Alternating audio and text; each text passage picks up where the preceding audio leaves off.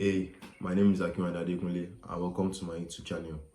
In today's video, I want to teach you how to become a better dribbler. So before the age of 11 years old, I'd never watched a full football match or an highlights video before. Until one day my dad called me. My dad lives, my dad works in a company where they transfer him. So before we're in Abuja, then they transferred us to Ibadan, which is very, very far from Abuja. So after we went to Ibadan, we decided to settle and build our own house in Ibadan. So eventually they transferred him to Ilorin. So during holiday, us we still live, my mom and my brothers and I, we still live in Ibadan, but my dad lives in Ilorin and comes home at the weekends. So during holiday, we decided to go and stay with him in Ilorin where he works. So one day he just called me and my brother and showed us a clip of Ronaldinho and JJ Okocha. We were so amazed by their dribbling and what they could do with the ball. So that it was when we fell in love with football. Immediately I got back home, there was a ball, they call it health ball in Nigeria. So health ball is like just a low quality ball. It's very, very cheap. So that's what most people buy in Nigeria and most people play in Nigeria. Most people that are not professionals, like most teams that, if you are not an official team, like, or if you are playing for fun, you just buy the health ball. They call it an health ball. So when immediately I got home, there was an health ball on the ground. So I decided to do one of the tricks that fascinated me. Can you guess what that trick is? It was rainbow flick. So I decided to try and do the rainbow flick. I failed and failed and failed, but eventually I got it. And I got so excited. That was the only skill I was using in school, to dribble opponents. But after lots and lots of research, I finally realized that dribbling is much more than doing fancy skills and tricks. Of course, that's entertaining to watch, but most of the time, all dribbling is just driving with the ball, cutting and turning. So this video is going to be, I've watched lots and lots and lots of videos, and I know the good from the bad. So this video is just going to teach you how you can become a better dribbler. If you are below the age, if you are below the age of 10, then this is not the video for you. If you are below the age of 10, then you should be playing lots and lots of small-sided games. So now, for those of you that are above the age of 10, this video is for you.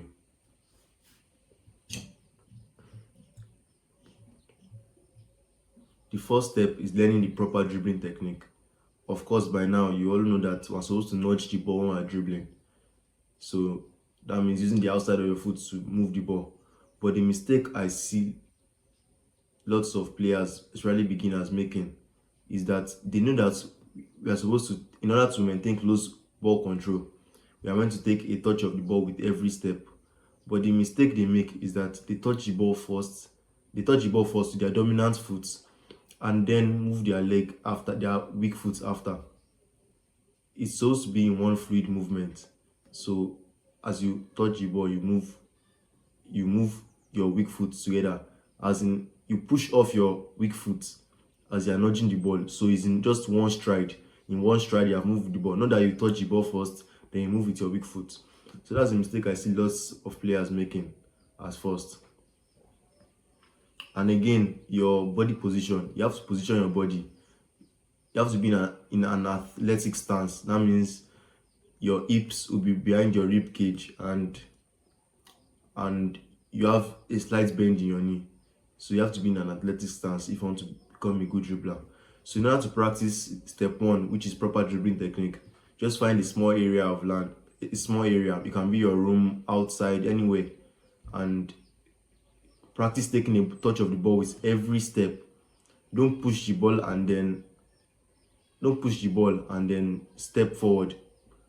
Step forward with your weak foot and nudge the ball at the same time. So it's as if you are striding with the ball, if you know what I mean. So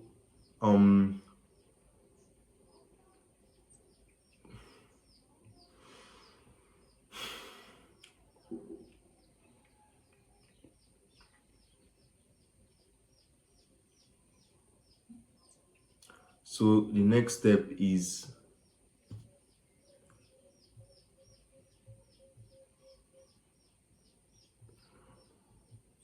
when you're doing this first drill, you have to make sure that your head is up, so be aware of your surroundings. And when practicing any skill in life or in football, you have to make sure that you're operating at the edge of your abilities. That means the skill, you're not performing it too easily, and it's not too difficult. So it's not too easy that it becomes boring for you, and it's not too difficult that you make too much mistakes. But it's just at the range that you make some mistakes, but not too many. So let's assume that your ability is a circle. You want to be operating just at the edge of the circle. So that's how football training works. So step 2 is being able to cut and turn. So in order to be able to cut and turn, a drill that I was able to do before that, as we all know, the best dribblers, Messi, Neymar, Hazard, etc. Iniesta, who else is it called? Doku, Mbappe. Most of them just use cuts, turns, and body feints. So once you have mastered the nudging technique, you set two objects in a straight line, some feet apart. So then you drive from the, object 1 to object 2. Before you reach object 2, you turn and you go back to object 1. You can use the inside of your foot, outside of your foot, and if you are feeling techy, you can use the sole of your foot. So, and the most important TPS too, always operate at the edge of your ability. Don't forget to have a low center of gravity by pushing your hips behind your rib cage and having a slight bend in your knee. Then, and remember, if you're not making mistakes, I'm not saying the same thing as pushing the edge of your ability. You have to be making a few mistakes, because we learn by making mistakes. Then step 3, this is where you get to learn, this is where you upgrade your dribbling ability, and it's by doing creative dribbling. So this is where you just find an area of land and do any skill that comes to mind. Imagine defenders coming at you, and at max intent, dribble around them. Don't think, just do. Listen to what your body wants to do. So a mistake I see a lot of people making is that they'll be like, I want to dribble like Messi, I want to dribble like Neymar. But the reality is that each person has their own style. So in order to find your style, imagine defenders coming at you. Remember, operate at the edge of your ability. Not too easy, not too difficult. And imagine defenders coming at you. Imagine a scout is watching. So those are the 3 basic steps to improve your dribbling.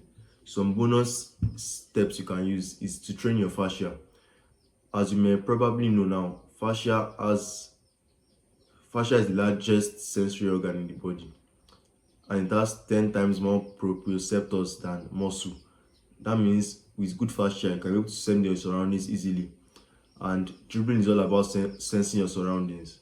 So if you're able to sense your surroundings easily, you'll be able to manipulate the ball in relation to your surroundings. So some exercises you can use to train your fascia are towel grabs, ball of the foot stance, 3-step movements, and tension ups. I'll probably put a video of all these exercises at the top of the screen. And also another bonus is checking your shoulder to be aware of your surroundings, so you know how to manipulate. So that was the video. If you enjoyed, make sure you give it a like, and if this video helped you in any way, I want to gain more knowledge, then I'm actually making a Transform Your Football Technique in 30 Days course.